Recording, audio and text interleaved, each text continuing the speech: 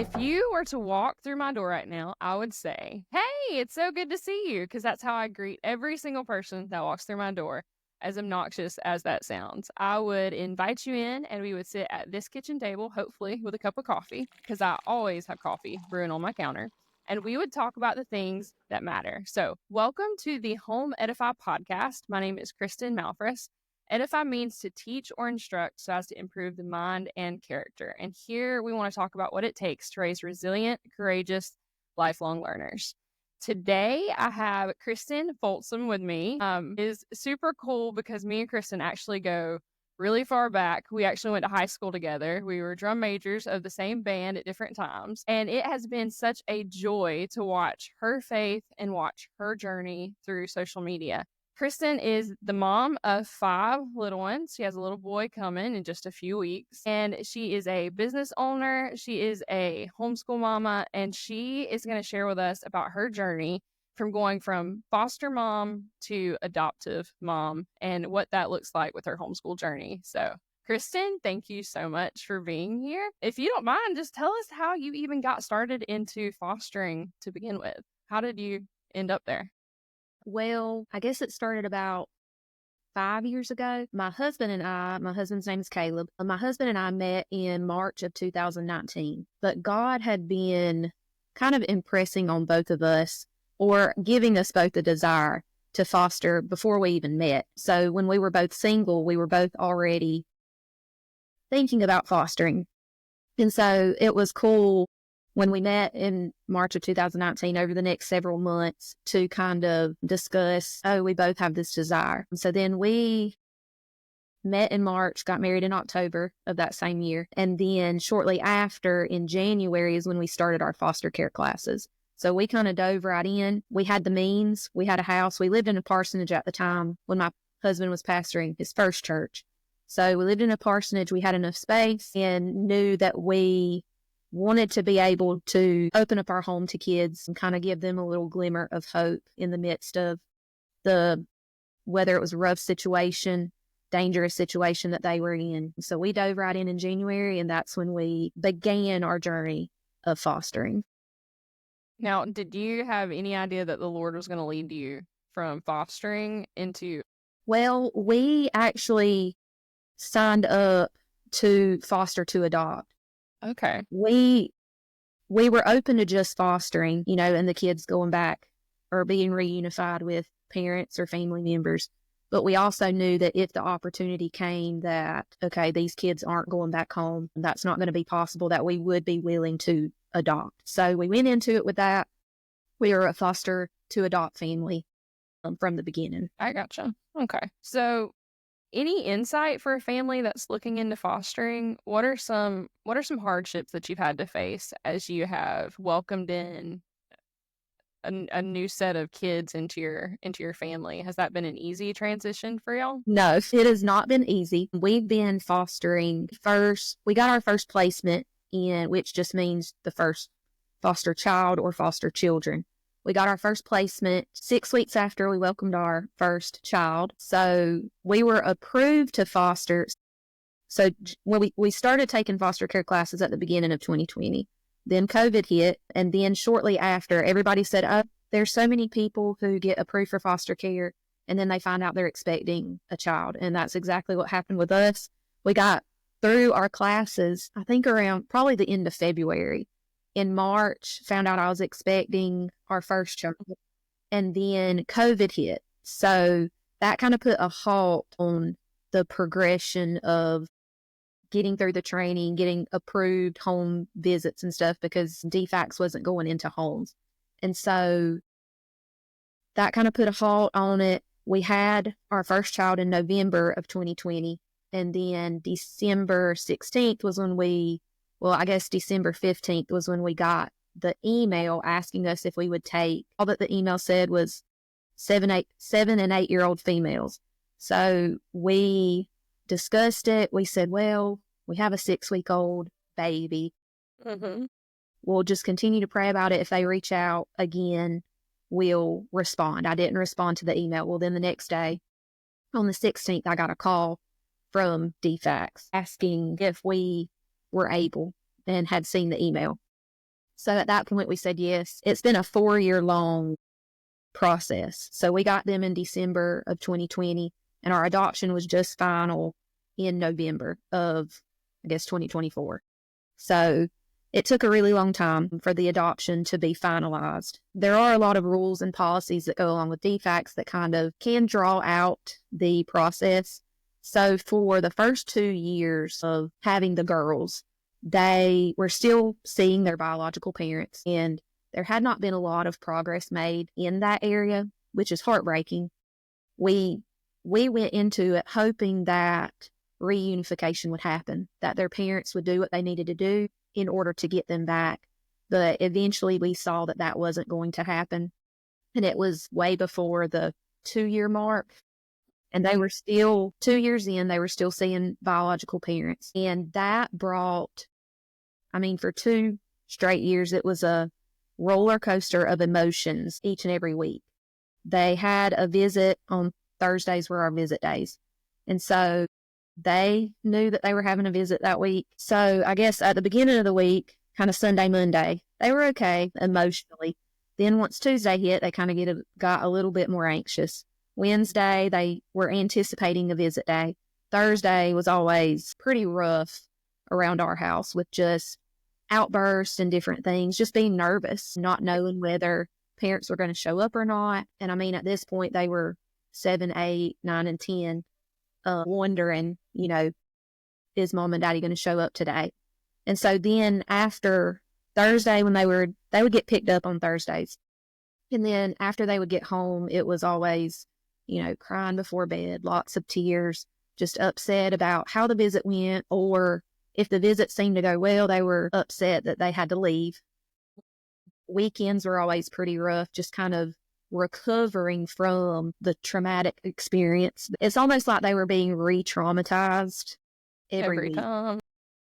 So for 2 straight years, it was learning how to handle the roller coaster of emotions that the visits caused. And so that it can lead you to be super compassionate and, nurture them and take care of their little hearts, or it can cause you to just be super frustrated that, we're still dealing with these outbursts. And it can cause you to be upset at them. It can cause you to be upset with DFACS that they're still allowing these visits. And so there's a lot that goes into just visits alone that played a part in how difficult the 2 years have been.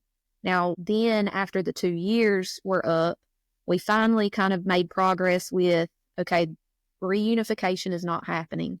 It's been court ordered that there's been no progress on the parents' side of things. And so finally the judge ordered that there were not going to be any more visits. So it took a little while, but eventually we saw improvement, extreme improvement in, okay, we're not being reintroduced every week to these traumatic experiences, and some of them were quite traumatic. So that took 2 years, and now we're here. We've adopted. We're so super thankful that is in the past, and that there's not going to be any revoking or anything like that. Because see, even after visits weren't happening, it took 2 years after that to finalize the adoption. The girls were still wondering, it's taken 2 years. Why is it taking this long? Is it going to happen? Am I going to actually be adopted? So it's been a 4-year process, but it was finalized on November 19th of 2024. And I think everybody breathed a huge sigh of relief after that. And it has been, honestly, I'm not going to say it's all been sunshine and rainbows since then, because they have 2 biological sisters that live in Hazelhurst. And so there's still, struggles there with, am I going to get to see them very often? Or, just worrying about them. They're with their biological dad. So it's just a different situation. So there's still things attached to, biological family, which is fine. That's completely normal. And we tell the girls it's normal. It's normal to worry about your sisters. It's normal to want to see them. But it's just been so much better for everyone. The girls breathed a sigh of relief. We breathed a sigh of relief that it was finally done. And we're able to move forward as a family. Of course, we've always viewed them as family, and they've pretty much always viewed us as family. But now that it's official, court official, we're able to breathe a sigh of relief, and excited to see the progress made now that the Praise the Lord, dude. That is awesome. I mean, just the he has fact been that, faithful. oh yeah, it sounds like it. I mean, how was that for your biological kids? Because I know you've had 3 kids in that time frame, and in all of the middle of that, you were, I guess, pregnant, postpartum, raising little ones. How was that transition for them? They have, honestly, I mean, Ren was 6 weeks old when we got the girls, so she's never really known life without them. And then we Right. welcomed our second daughter, I guess 2 years after, a year and a half after we got the girls. So none of our kids have ever really known any different. Now, especially our oldest, she's 4. So she catches on, like she catches different things. She knows that they were adopted. We have not sat her down and really gone into detail about, they have different parents than you, because I mean, they've just always been a part of our family. They've always been in our home. So I guess that is honestly a huge blessing, because there's not really the competing, or they came in after me. We don't have to deal with any of that, because they're viewed as siblings, sisters. So they all know that they have, I guess each one has 4 sisters. So that's just how they view it.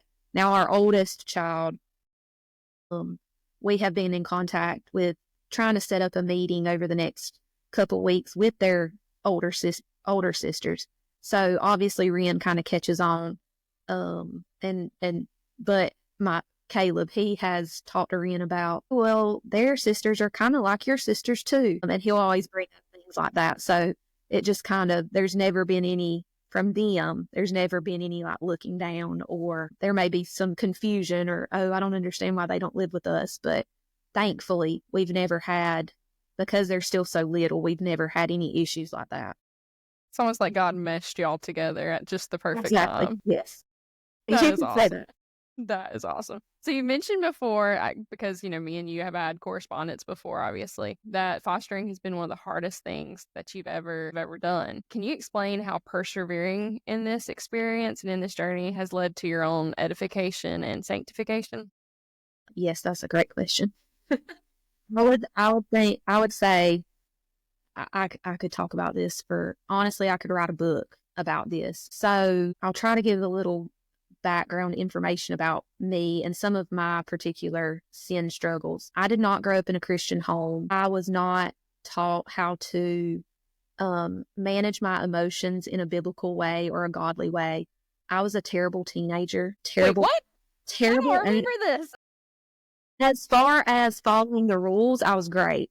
But as far as my attitude at home and the brattiness and the things of that nature, I was terrible. And I look back and I've had to apologize to my mom about this before, because just realizing and looking back, like, I was just terrible. And so I was never taught how to manage emotions biblically, never taught how to live a God-honoring life. And so nothing that I say is meant to be an excuse, or, oh, I just wasn't taught this, so I can't do it. That's not what I mean. As Christians, we're still called to kill sin and get rid of these things through the Lord's help. But I struggled with just outbursts of anger. And I think a lot of it stemmed from, I always just got my way. And I was selfish, and I always wanted my way, and I pretty much always got it.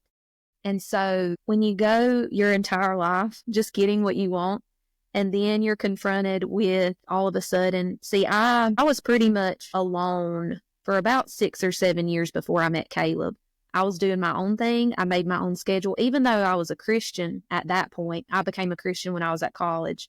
So I think I was 19, and Caleb was saved around the same age. I was a Christian, but still not being really discipled or being taught. Never had really any true discipleship apart from meeting Caleb. Honestly, the first time, I take that back. I was a part of like a small group, campus ministry at Georgia Southern. So there was There were other females like pointing me to scripture, but meeting Caleb, like I said, had been single for 6 years, was on my way to the mission field whenever I met Caleb, who was a pastor in Baxley.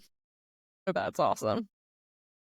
Pastor in Baxley and going overseas doesn't really mesh. Like, you have to choose one or the other. So at that point, when I met Caleb, I wasn't dead set that I wasn't going overseas, but realized that God had brought me home for a season. I was working for my church in Baxley at that point.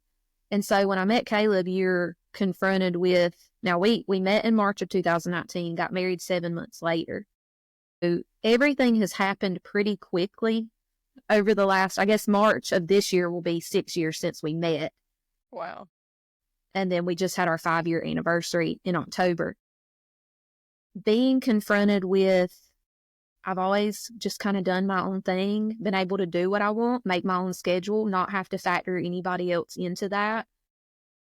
Then I get married. And the mic drops, huh? Yes, it confronted a lot of things. It confronted a lot of selfishness, and I'm still in the process. Obviously, I'm still alive and breathing, so I'm still being sanctified. And so it brought up a lot of confronting of my own sin, and I'm still in the process of kind of detangling and trying to figure out, like, okay, what is the root cause of this sin issue? And that is where, I mean, Caleb is a huge blessing to me, far more sanctified than I am. And so sounds like my husband goal. God knew that I needed him. And looking back, I see, like, in the moment, there are lots of moments in time where I'm like, oh, this is not working out. God, how could God possibly be using this to sanctify me, to, draw me to a place where I'm glorifying him more? There have been lots of moments of despair. There have been lots of moments of, like, there's no way I'm even a Christian after all of this. But God has been teaching me and just kind of flipping I guess I thought that the Christian life should be easy. I mean, I'd read the Bible. Obviously, there's scripture that prove that the Christian life is not meant to be easy. But I guess that's what I wanted. I want the Christian life to be easy. I want every day to just be smooth, and it's not been that way. And so God has been just confronting me with my own sin over the last 5 to 6 years and showing me that he is the faithful one in the relationship. That, of course, we are called to holiness. We are called to be faithful. We are called to die to sin and to kill sin. But that doesn't happen every single day. There are days, months, I would say even years of anger and bitterness and just digging in my heels. I've done a lot of kicking and screaming over these last 5 to 6 years of just things not going my way. And I know part of that does stem from, I always got my way growing up, and realizing that does a huge disservice to your children if you do give them whatever they want. That God chastises the ones that he loves. He disciplines the ones that he loves. And this entire 5 to 6 year journey, 4 years of actually fostering, has confronted a lot of things, but he also is bringing me to a place. And thankfully, I have a husband who reminds me of this every single day, just whether him telling me or showing me by his actions and living out the gospel, being faithful to me and being patient and gracious with me. God is revealing to me that he is, even the sin struggles, even when I think about Paul and the thorn in his flesh, sometimes I like to tell myself that that's like a sin struggle that he had, that just he couldn't beat. I don't know. That's not. Well, I don't know if that's 100% accurate. Right, but I think in that verse, I do the things that I don't want to do. That's Paul saying that. So I was thinking that the whole time you've been talking, I'm like, this is like Paul. The battle between our flesh and the spirit has been real. And I think because my selfishness and certain sin struggles had never really been confronted before, that I just thought I must be a pretty good I don't know if you're familiar with Rachel Jankovich, but she has a couple books, Loving the Little Years and Fit to Burst. And she talks about how before motherhood, marriage, that she thought she was a pretty good Christian. And then all of our sin and selfishness is confronted when we're living in close quarters with another sinful human being, which my husband sins a lot. It seems like he sins a lot less than I do. But he's just further along in these truths of Scripture. The gospel is more cemented in his mind and heart, and he lives it out. He lives it out every single day. And if I did not have him, let me say this, if God is the one that is helping me persevere, he is the one that won't let me give up. Of course, there have been many, many, many days over the last 4 years that I could have just given up. I could have thrown in the towel. But he uses, especially my husband, to not let me give up and not let me make any, of course I make dumb decisions, but not make any really dumb decisions in regards to fostering. He has been the one who has pointed me to Christ, pointed me to the gospel every single day. I've lost count of how many days I've just sat with him and just complained about all the things that went wrong in the day, or all the things that are just going wrong and frustrate me and annoy me. And of course, there's a time and place for that, seeking counsel or just kind of, what do I do in this situation, seeking advice. But there have been so many days where it hasn't been coming from a good place, just wanting to throw a little pity party for myself. But he continuously points me to the gospel, to Christ, that we fail every single day. I'm a perfectionist, and I don't say that as a compliment to myself. I want everything to go smooth and perfect and fit in my little box, and it has not. There's not been a single thing over the last 5 to 6 years that has gone smoothly and just been easy. And so trusting that God is truly good, that he's working it all together for my good and his glory. Even the sin struggles, the trials, the sin struggles, they are all working together to accomplish his purposes. And there have been lots of days where I haven't believed that. But thankfully, God is the one that helps us persevere and gives us the faith that we need when it doesn't seem possible and things don't seem like they're going the way that they should. Right. Well, I hear myself so much in everything that you've said, because I have such a similar story, like with my own husband. But as you're talking about that, and you're talking about your own personal sanctification process and how there was a lot of sins that you had to battle as you're raising all of these kiddos, and kiddos that you don't necessarily have a biological tie to, right? So Yes. what would you say to a parent who is looking at fostering and they're saying to themselves, like me, for instance, I am not the perfect parent in general. I'm not a perfect person. I have struggles with anger. I have struggles with patience, because that is definitely my case. What would you say to them if they're thinking and they're feeling called to foster, but they're not feeling good enough to fill that role? I would say there is no perfect parent, that we all have sin struggles. Now, I do think we need to be aware of our sin struggles, but honestly, I wouldn't even say that when I started fostering that I was super aware that this was such a huge sin struggle in my life. Caleb and I had been married just over a year. So obviously I knew I struggled with anger, but I would say that fostering even kind of brought it out even more. And I've asked Caleb, like, why would God choose me to take these kids in when he knew how badly I struggle? He's like, Kristen, would you realize your dependence upon Christ to the extent that you do now if you had never fostered? And that is a flat out no. I would not understand.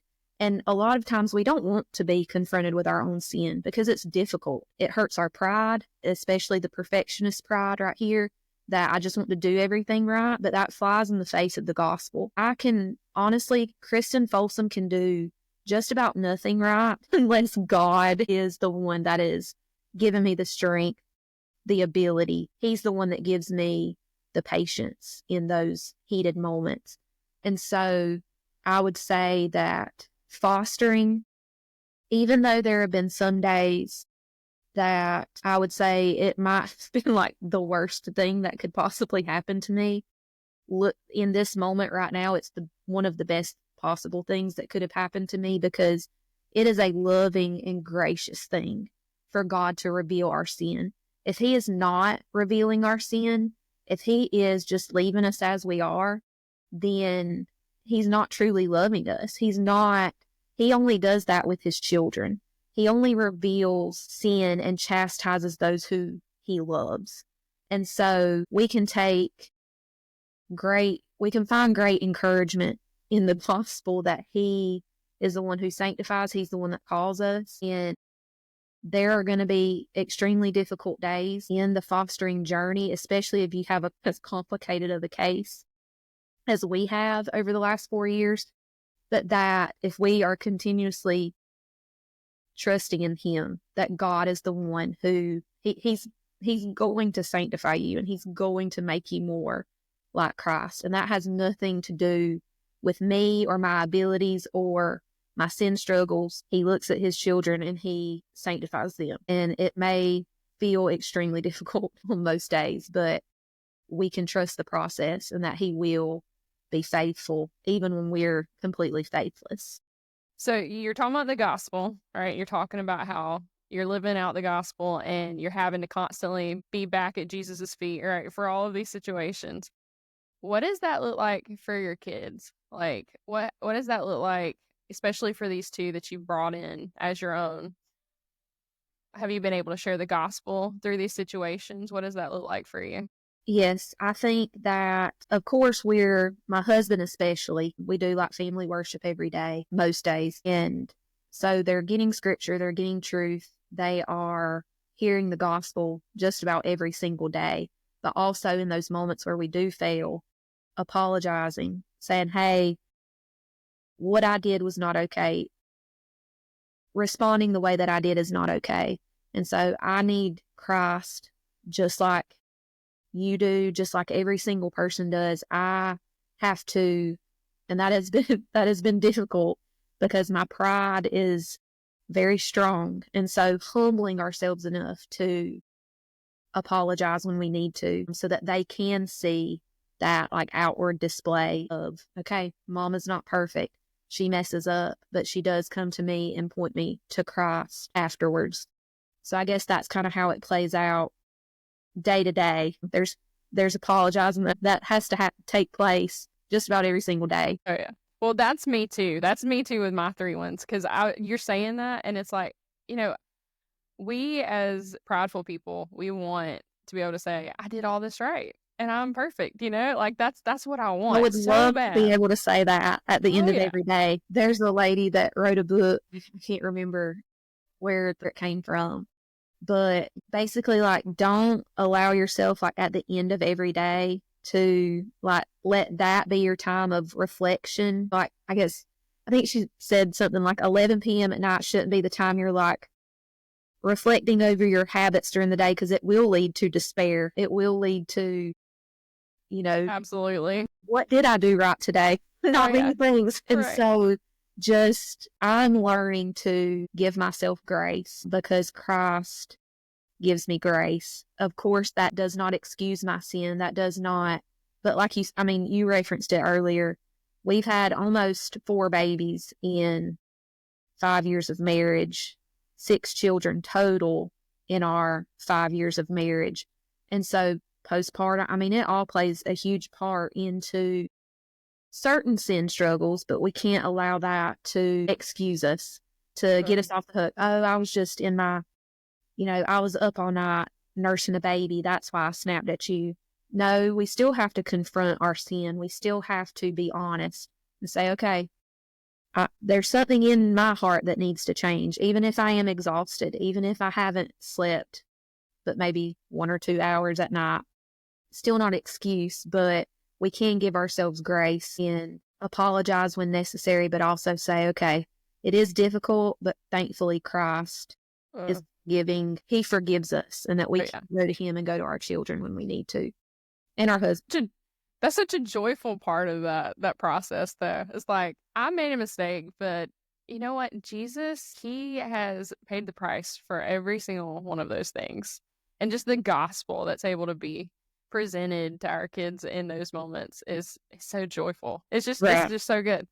But so I understand that, and this is getting a little bit off gear here towards what we were talking about just now, but I understand vaccination was a process in your fostering, and there's a lot of parents that have opinions on that process. But I understand that the Lord was able to do something pretty incredible through that as well. So could you tell us what happened with that? Yes. So when we got approved for foster care, we didn't have any biological children. So I'm not sure that it wasn't discussed or we just weren't aware that DFAC's policy in the state of Georgia requires parents to fully vaccinate their children. So you would need to go along with the public school schedule, which we always knew that we would homeschool. So that never really crossed our minds that we would fully vaccinate our children. Well, we had the girls, I want to think we had them about a year and a half. So this was after one of our moves. We've moved 2 or 3 times in this 5 to 6 year time frame. But we had the girls about a year and a half, and we came up for reevaluation. So every year they reevaluate you and just kind of go through your paperwork, make sure that your home study is up to date and that everything is still in order, the home's safe, things of that nature. So it came up and we realized that our first child, Ren, she got a handful of vaccines up until she was 4 months old. We still didn't do the full schedule. And so she was not up to date with her vaccinations. Our second child was born at this time, or had been born, and she didn't have any vaccinations. So Rose was born February 1st. And so I guess she was probably about 6 to 8 months. So she had missed 6 to 8 months of vaccinations. Well, they wanted us to catch Ren and Rose up. We only had 2 biological children at this point. Catch all of them up in a 6-week time period. So give them all the vaccinations that they needed. And Caleb and I went back and forth. Obviously, we didn't want to lose the girls, but we were told that if we did not get them up to date or we're not working toward getting them up to date, that the girls would have to be moved to a different foster home. And so, I mean, we were extremely torn because, of course, we believe that there are some health risks with the vaccinations. There are some vaccinations that are required for public school that we don't want to get them because of how they were formed with the aborted fetuses and different things like that. So it would literally go against what we believe as Christians.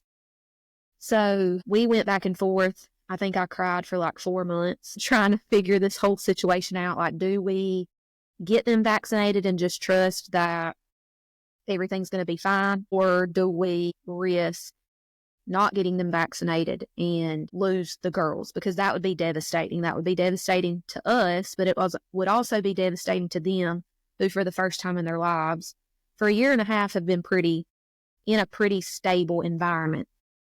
So we decided that we weren't catching them up to date with their vaccinations. This was, I can't remember what year. I guess it was 2021. No, it was 2022. So it was during the summer, and we went to court on June 2nd of 2022. And we had not heard from the caseworker. We had not heard what they were going to do about the vaccination situation, but we kind of had a feeling that it would come up. Well, toward the end of the court case, they mentioned that there had been an issue that we would not comply with DFAC's policy on the vaccinations. Well, this would be an extremely long story. So Caleb resigned a church, was working for Rainbow selling vacuum cleaners at this time. And he told one of his clients that he was showing a Rainbow to that we were having an issue with DFACs. And she said, I used to work for DFACs. I'm going to give you a number of someone to call. Well, Caleb called this person before court, and we never heard back from them. So we didn't know if anything was going to come of that. Well, we were like, we just missed the boat on that one. Well, then we got a call from a different person who had contacts for like higher ups in DFACs. So we reached out, we sent emails, basically like tried to do whatever we could to talk to whoever we could to get the policy changed. Like, is there anything else that we can do so that we don't lose the girls? Well, we went to court on June 2nd, and as of June 1st, the law had changed in the state of Georgia, saying that foster parents are not required to fully vaccinate their children if it goes against their religious beliefs. Up until that point, there had been no opportunity for religious exemption. Like you can at public school, you can say, hey, I can fill out a religious exemption and not vaccinate. Well, DFACs, that wasn't the case until the day before our court hearing. And so I remember that day hearing that the law had changed, and it was almost, I almost fell off the little bench that we were sitting, because it was like we couldn't believe that the day before the governor had changed the law that foster parents were not required to fully vaccinate their children. And so, yes, when you said almost like God meshed our family together, there have been so many things that have happened. The vaccination issue being probably the biggest one that we've just seen. God is not allowing these girls to go anywhere. Like, they're not going anywhere. And I still to this day have no idea whether it was us reaching out to higher ups in DFACs or, I mean, we didn't hear from anybody. And so there have been so many, I guess, to use a phrase, like a God thing. Like he's the one that did that and kept all of us together, because we were still so torn about the situation. But yeah, Lord. Yes, it was a pretty miraculous situation. So, wow. What does your daily rhythm look like? I know you mentioned family worship. I'm just very curious about what that looks like. Well, now that so a lot of times it was Caleb in the evening that would kind of bring everybody to the table and bring up some scripture or talk with the girls. And that includes like talking about their day as well, pointing everybody to Christ, reading scripture. And so now that we're homeschooling, the homeschool curriculum that we chose has a section called Together Time, which is basically like family worship. So that just includes like a hymn to sing together. It has a Puritan prayer book that I read from. Now that we're kind of getting in the rhythm of homeschooling, I think that I'm going to do the Together Time to start our day. And then Caleb will kind of wrap up in the evening. Some nights he works, and especially on the weekends he works. He has 3 different jobs right now. So he works at his parents' restaurant on the weekends as well. So it's not every single night that he is sitting down at the table with us doing family worship, but he is the one that's kind of like, obviously he is the head of our family and he's leading the charge when it comes to reading scripture, pointing the kids to Christ throughout the day. Obviously I do that. I try to do that too, but I'm kind of taking over the Together Time or family worship in the mornings, and then he'll kind of wrap up things in the evenings and kind of tie it together. So you said that y'all knew that you were going to be homeschool family. What led you to that decision? I thought about asking Caleb this last night, like when he knew that we were going to homeschool. But I think it just comes from the conviction that the parent should be the most influential people in the child's life, that we should be their number one disciplers. And so I have a hard time, I'm not saying it can't happen, it doesn't happen. I have a hard time saying, oh, my kids are going to be away from me for 8 hours a day, but I'm still going to be their number one influence. And I have a hard time reconciling that in my brain. And so we believe that children are a blessing. Now, I'm not going to lie and say that I view them as blessings every single moment of every single day. Right. But they are blessings. They're not just annoyances that we can send off for someone else to deal with during the day. God has entrusted us with these little people, these souls, and that is a huge, immense responsibility and privilege. And so viewing it as, I want to honor and glorify God. We want to honor and glorify God as parents. We want to be the main influence. I guess just viewing it like the Proverbs example, or I guess it's in the Psalm, viewing them as arrows that eventually will send out into the world.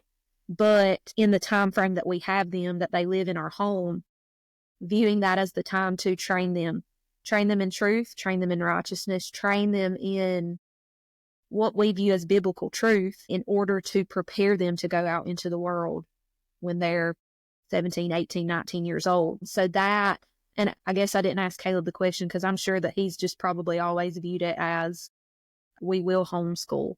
Right. But it's interesting because I've always had the desire to be a mom, and I think it was probably like high school or college where I kind of just knew that I wanted to homeschool, that God was giving me the desire to homeschool. So yeah, it's so crazy to see it playing out now and seeing that desire that He put in me years ago come to fruition. Because over the last 4 years, the girls have had to go to public school with DFACs. You can't homeschool until the adoption is final. So we've known just about the whole time.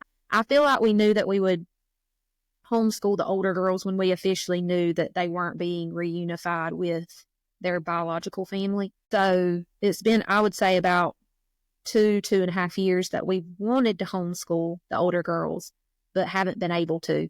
So we're extremely excited that, again, another just burden, because I was having to, now that we own the coffee shop, I'm the one that takes the girls to school. I was the one that took the girls to school this entire last year. So having to load babies up at 7 a.m., waking them up and load them all in the car, it's been a huge burden lifted. And so we're extremely excited to finally be able to start. I can't imagine that kind of desire, just like sitting in your heart for 2 years while you waited and hoping that you can have them with you all day. Right.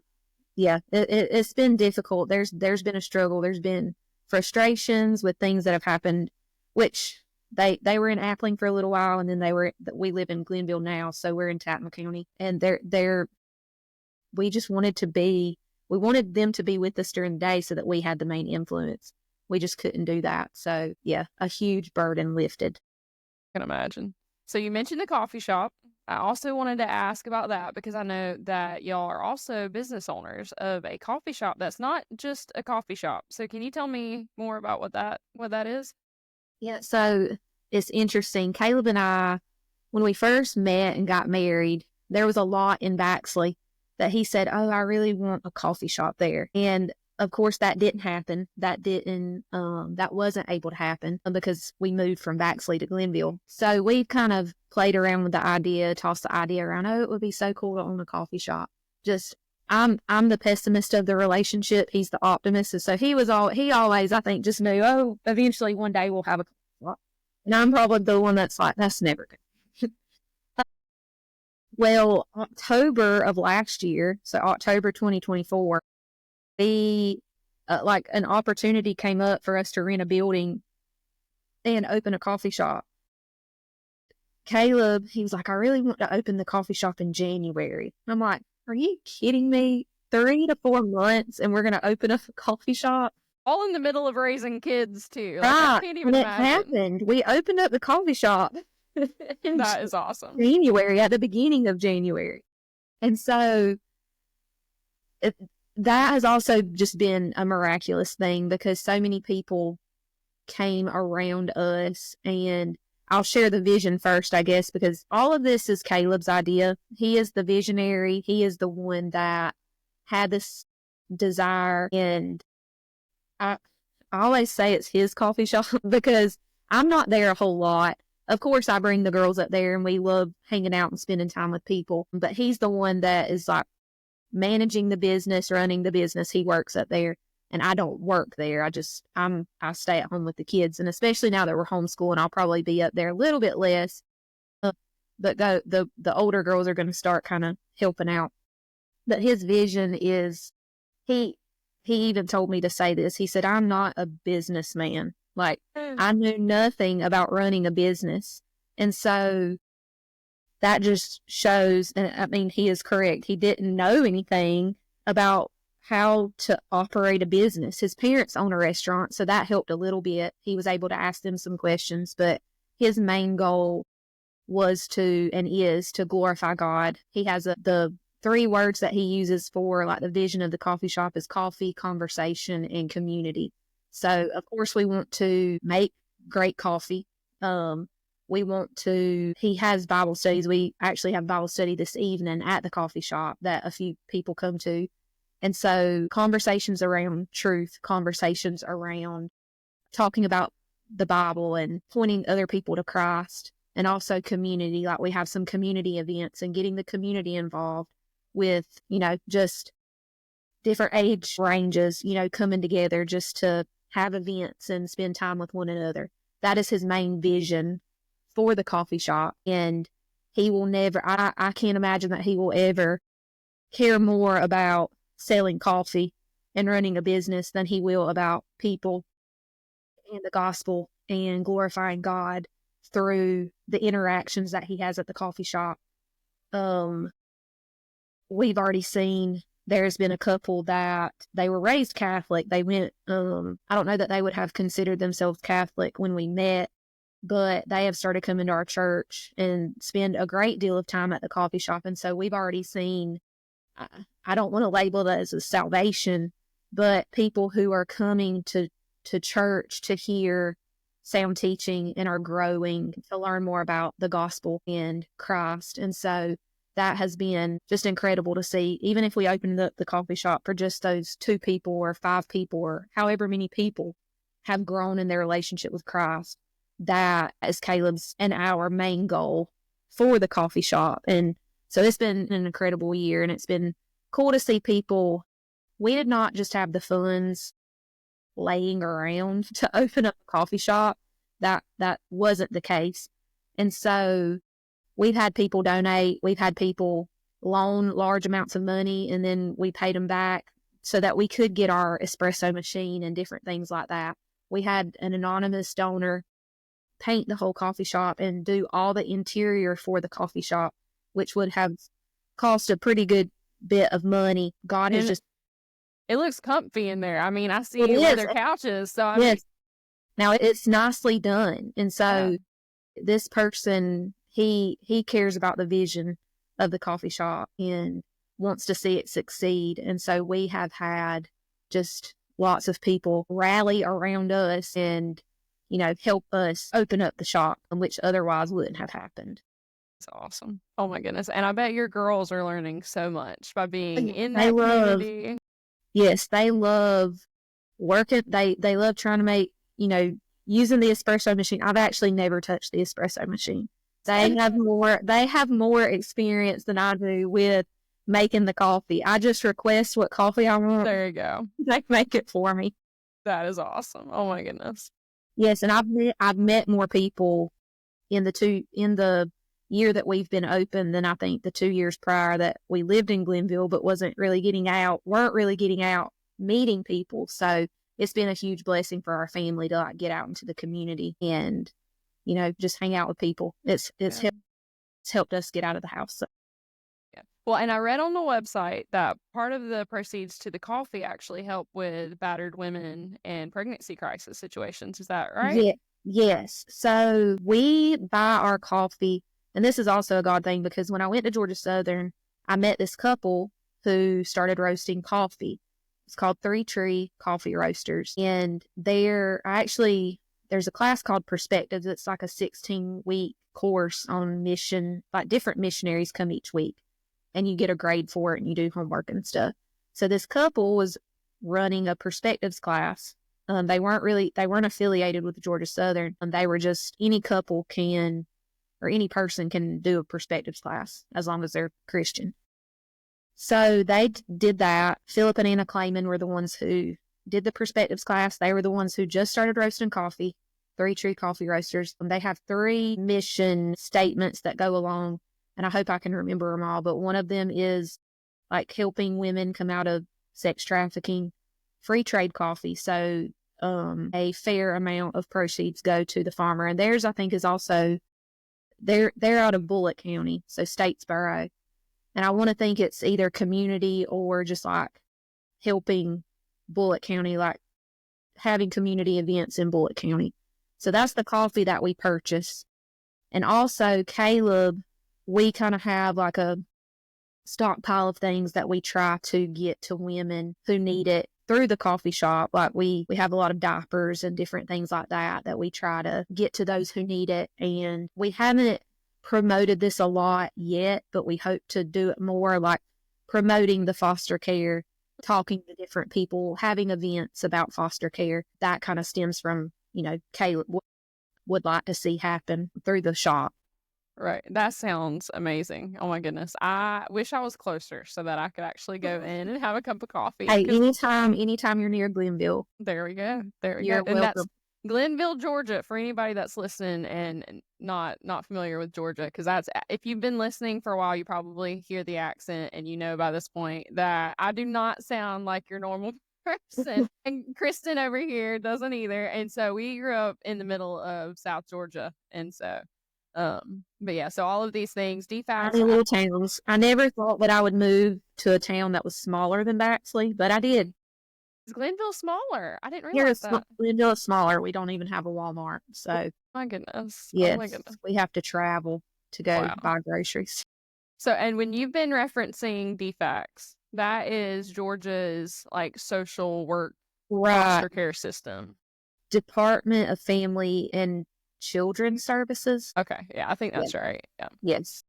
So we're closing out, what would you recommend for someone who is interested in fostering and wanting to take that leap, even as a homeschool family?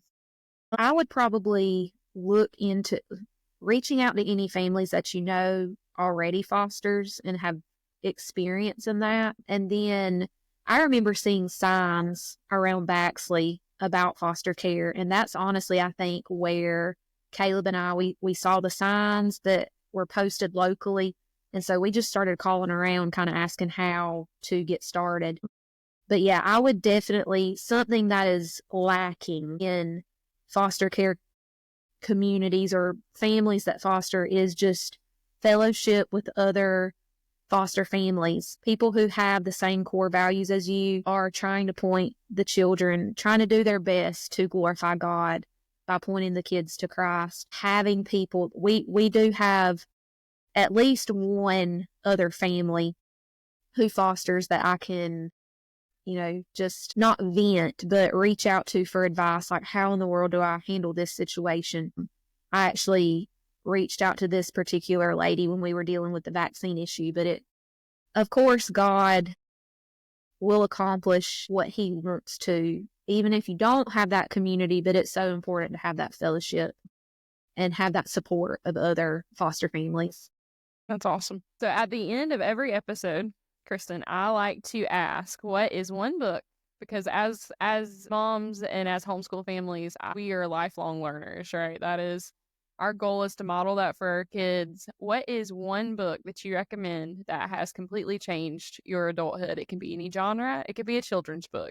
But what is one book that you recommend? It's going to be hard to narrow down. Right now, I'm reading John Piper's it's This Momentary Marriage, A Parable of Permanency. And I read it right after I got married.